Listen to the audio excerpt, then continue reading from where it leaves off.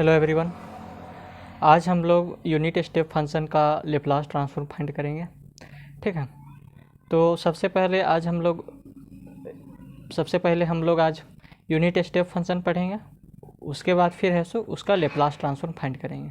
Okay, यानी कि सबसे पहले इसका थ्योरी पढ़ लेंगे, उसके बाद उसका है सो यूनिट स्टेप फंक्शन का लेप्लास ट्रांसफॉर्म कैसे फाइंड किया जाता है उसको देखेंगे। ओके, तो जो यूनिट स्टेप फंक्शन होता है उसका जो फिगर होता है हमारा कुछ इस टाइप से होता है, यानी कि at time t equals to 0 पर इसका जो ग्राफ होता है वह है सो 1 यूनिट जंप करता है। ठीक है, और इसका ग्राफ कुछ इस तरीके से बनता है।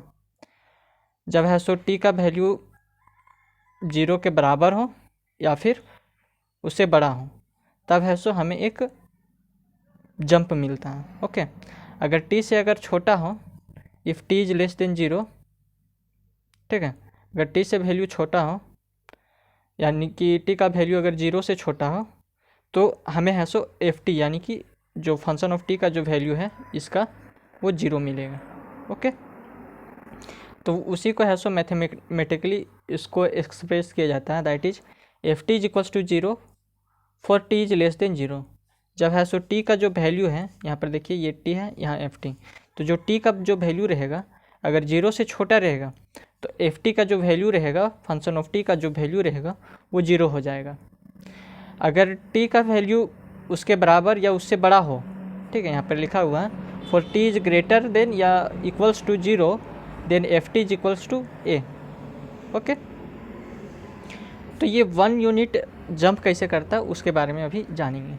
तो यहाँ पर लिखा हुआ है where a is called the, ये जो a हमारा वो मैग्नीट्यूड ऑफ द स्टेप है। Okay, in network analysis the step function is analogous to the switch which closes at t is equals to 0 and connects a DC battery of a volts to the given circuit as shown in the figure 2.3. Note that the step voltage to the circuit gets applied whenever the switch S is gets closed. यहाँ पर देखिए एक circuit diagram है, यहाँ पर है सो एक switch S लगा हुआ है। ठीक है, यहाँ पर डीसी बैटरी लगा हुआ है 1 वोल्ट का। ओके, तो जैसे हम लोग at time t equals to 0 पर, ठीक है, इस ग्राफ को देख के समझिए। स्विच है एस है सो अभी हमारा क्या है, ओपन है। ठीक है, स्विच एस जो हमारा है वो ओपन है, लेकिन at time t equals to 0 पर ये जो स्विच एस है इसको हम बंद किए। तो जैसे हम इस स्विच एस को बंद करेंगे और यहाँ से है सो वोल्टेज है सो हमारा जा रहा है, मतलब करंट है सो जा रहा है। ओके, तो हमारा जो VT का जो वैल्यू रहेगा वो है सो 1 यूनिट है सो जंप करेगा। ठीक है, यानी कि 1 स्टेप है सो जंप करेगा। तो उसी को यहाँ पर दिखाया गया है कि at time t equals to 0 पर जब हम स्विच एस को क्लोज किए, इस स्विच एस को यहाँ क्लोज किए तो हमें एक जंप मिला। ठीक है, एक जंप मिला कितने का, 1 यूनिट का। ठीक है, तो इसीलिए इसका नाम पड़ा है यूनिट स्टेप फंक्शन। ओके, आप फिर से एक बार समझिए कि ये एक सर्किट डायग्राम है। ठीक है, इसमें स्विच एस लगा हुआ है। अभी क्या है, स्विच जो एस है वो हमारा अभी ओपन है, अभी इसको क्लोज नहीं किए हैं। ठीक है, और यहाँ पर डीसी बैटरी हमारा लगा हुआ है 1 वोल्ट का। ठीक है, तो स्विच एस अभी क्या है, ओपन है। ठीक है, स्विच एस है सो अभी हमारा ओपन है, लेकिन at time t equals to 0 पर जब हम स्विच एस को क्लोज करेंगे तो हमें एक स्टेप मिलेगा। ठीक है, जैसे ही स्विच एस को हम लोग क्लोज करेंगे तो हमारा जो वोल्टेज है, वोल्टेज का एक स्टेप मिलेगा। ठीक है, एक स्टेप मिलेगा, तो कितने का मिलेगा, 1 यूनिट का स्टेप मिलेगा। ओके, तो इसीलिए है सो इसका नाम पड़ा है यूनिट स्टेप फंक्शन, कि जैसे हम लोग at time t equals to 0 पर अगर हम स्विच एस को क्लोज करते हैं तो हमें एक यूनिट स्टेप का वोल्टेज मिलता है। ठीक है, यूनिट स्टेप का वोल्टेज मिलता है। तो इसका जो ग्राफ बनेगा कुछ इस तरीके से बनेगा। जब हम इस at time t equals to 0 पर स्विच एस को जब क्लोज किए तो हमें ऐसा ग्राफ मिला, उसके बाद फिर है सो वो वैसे ही चलने लगा। ओके, यूनिट स्टेप वोल्टेज मिलेगा, उसके बाद है सो ग्राफ हमारा नॉर्मल हो जाएगा। ठीक है, टाइम t इक्वल्स टू 0 पर 1 यूनिट का जंप मिलेगा वोल्टेज का, उसके बाद ये जो ग्राफ है वो नॉर्मल हो जाएगा।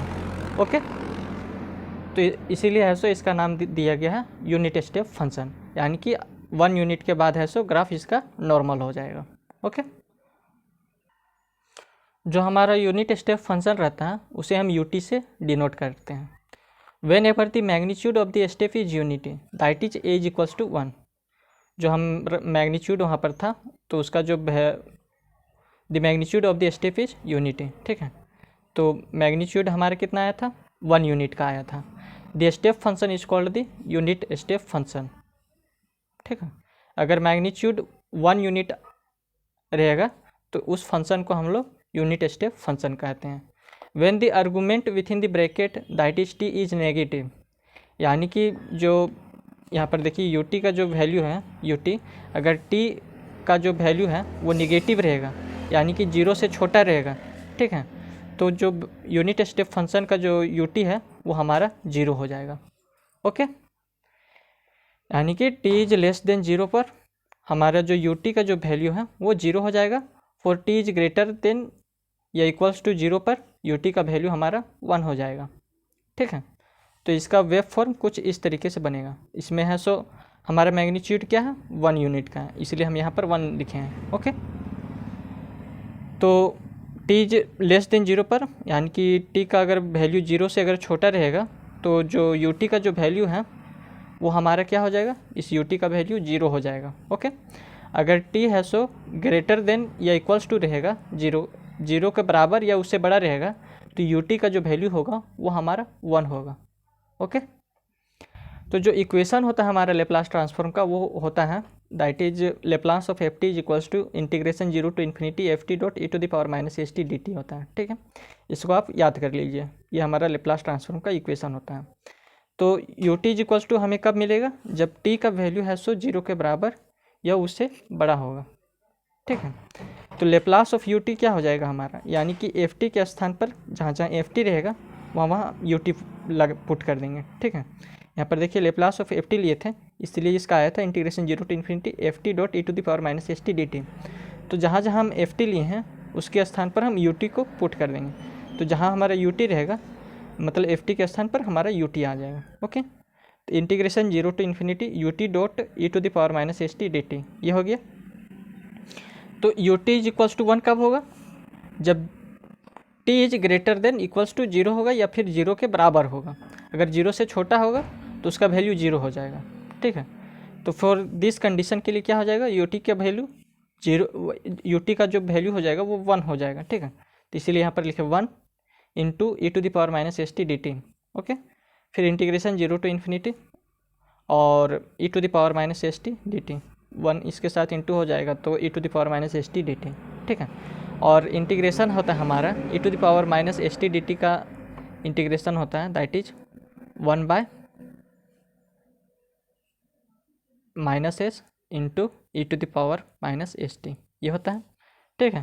तो E to the power minus S T यहाँ पर आ जाएगा और माइनस एस नीचे में, लिमिट लगा देंगे 0 टू इन्फिनिटी और E to the power minus upper limit minus lower limit put करेंगे। इसमें पहले अपर लिमिट पुट करेंगे टी के स्थान पर, फिर एक बार लोअर लिमिट, तो upper limit minus lower limit करेंगे तो एक बार इस पूरे वैल्यू को लिखेंगे और टी के स्थान पर इन्फिनिटी पुट करेंगे। ओके, माइनस लोअर लिमिट, तो लोअर इसको पुट करेंगे और टी के स्थान पर 0 को पुट कर देंगे। ओके, तो जो ई टू द पावर इन्फिनिटी होता है उसका वैल्यू हमारे 0 होता है और ई टू द पावर 0 का वैल्यू हमारा 1 होता है, ठीक है। तो यहाँ पर देखिए कि ई टू द पावर इन्फिनिटी है तो इसका है सो वैल्यू हमारा 0 हो जाएगा और ई टू द पावर 0 का इसका वैल्यू हमारा 1 हो जाएगा। ओके, और यहाँ माइनस है, यहाँ माइनस, तो माइनस माइनस क्या हो जाएगा, प्लस 1 बाय एस। तो Laplace of u T D T का जो वैल्यू आएगा वो हमारा क्या आएगा, 1 बाय एस, ठीक है। Laplace of u T D T का वैल्यू हमारा आया 1 बाय एस। जब है so T is less than 0 रहेगा तो यू टी का वैल्यू हमारा क्या हो जाएगा, 0 हो जाएगा। तो फॉर दिस कंडीशन के लिए क्या हो जाएगा, यू टी का वैल्यू 0। तो इसका अगर हम लोग लेप्लास ट्रांसफॉर्म फाइंड करेंगे तो यानी कि Laplace of u T D T और एफ टी के स्थान पर यू टी लिखें, ठीक है। इस एफ टी के स्थान पर यहाँ यू टी लिखें, यहाँ पर भी एफ टी के स्थान पर यू टी लिखें, E to the power minus S T D T. तो यू टी का वैल्यू हमारा क्या है, 0 है, तो 0 into E to the power minus S T, यानी कि इस पूरे फंक्शन को क्या कर दिया, ये 0 बना दिया। ओके, तो यही था हमारा यूनिट स्टेप फंक्शन। अब इसका यूज देख लेते हैं कि इसका यूज क्या होता है, कैसे किया जाता है। ये है हमारा use of unit step function. The unit step function is useful to express the positive and negative magnitude step function. ठीक है, तो हम लोग यूनिट स्टेप फंक्शन है सो किस लिए यूज करते हैं? स्टेप फंक्शन के जो मैग्नीट्यूड होता है उसको एक्सप्रेस करने के लिए, यानी कि वो पॉजिटिव होगा कि निगेटिव होगा, उसको एक्सप्रेस करने के लिए हम लोग यूनिट स्टेप फंक्शन का यूज करते हैं। ठीक है, मान लो कि consider the positive magnitude step function, अगर है सो जो स्टेप मतलब स्टेप फंक्शन का जो मैग्नीट्यूड है वो अगर पॉजिटिव रहे तो उसका जो मैथमेटिकली मतलब हम उसको किस तरह से रिप्रेजेंट कर सकते हैं? तो such a function can be expressed using unit step function as F T is equals to A you T for T is greater than equals to zero और F T is equals to zero for T is less than zero. यानी कि अगर unit step function का magnitude अगर positive हुआ तो magnitude positive यानी कि at time T is equals to zero पर ये पॉजिटिव हमारा यूनिट जा रहा है। ठीक है, तो इसका ग्राफ कुछ इस तरीके से बनेगा और इसको हम लोग मैथमेटिकली किस तरीके से रिप्रेजेंट करेंगे, एक्सप्रेस करेंगे? That is F T A U T. ये हमारा क्या है? मैग्नीट्यूड। मैग्नीट्यूड अभी कौन सा मैग्नीट्यूड? Positive magnitude. ओके, तो ये हमारा पॉजिटिव मैग्नीट्यूड है, तो इसको ए से ए इंटू यू टी कर देंगे for T is greater than equals to zero. यानी कि ये कि जैसे कि हम लोग यूनिट स्टेप फंक्शन में पढ़े थे कि u t is equals to one for T is greater than equals to zero, इसका जब वैल्यू मतलब मैग्नीट्यूड है सो जब इसका पॉजिटिव था। ठीक है, तो इसी तरह से इसका भी मैग्नीट्यूड पॉजिटिव है, तो इसको भी उसी तरीके से रिप्रेजेंट करेंगे। That is F T is equals to A you T for T is greater than equals to zero और F T is equals to zero हो जाएगा जब टी है सो टी का वैल्यू है सो जीरो से छोटा होगा। ठीक है, this indicated that you t is multiplied by unit step function A and as a has unit magnitude it does not affect the value of the original function। ठीक है, और जो a है सो हमारा यूनिट मैग्नीट्यूड है वह है so original function पर, ओरिजिनल फंक्शन के वैल्यू पर कोई अफेक्ट नहीं करेगा। Okay, consider the step function with negative amplitude of minus A. अगर हम स्टेप फंक्शन का जो एम्पलीट्यूड है वो हमारा नेगेटिव ए में आ जाएगा तो उसको है सो किस तरीके से एक्सप्रेस करेंगे? ठीक है, तो उसको लिखेंगे that is F T is equals to, इसमें है सो मैग्नीट्यूड हमारा क्या है या फिर एम्पलीट्यूड हमारा माइनस ए है।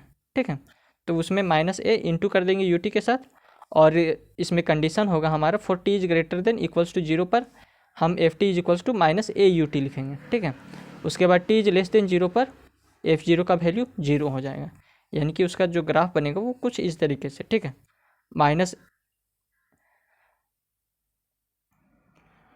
यानी कि माइनस ए एम्पलीट्यूड को हम लोग यूनिट स्टेप फंक्शन के साथ मल्टीप्लाई कर देंगे और जो यूनिट स्टेप फंक्शन का जो कंडीशन था उसको डाल देंगे। Okay, so the multiplication of function of u t clearly indicates that the function does not exist before t is equals to zero. यानी कि जो फंक्शन हमारा यू टी है वो क्लियरली इंडिकेट कर रहा है अगर टी का वैल्यू अगर जीरो से अगर छोटा होगा तो वो एक्सिस्ट नहीं करेगा।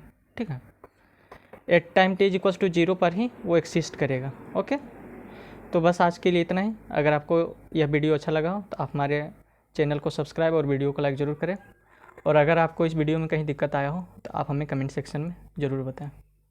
धन्यवाद।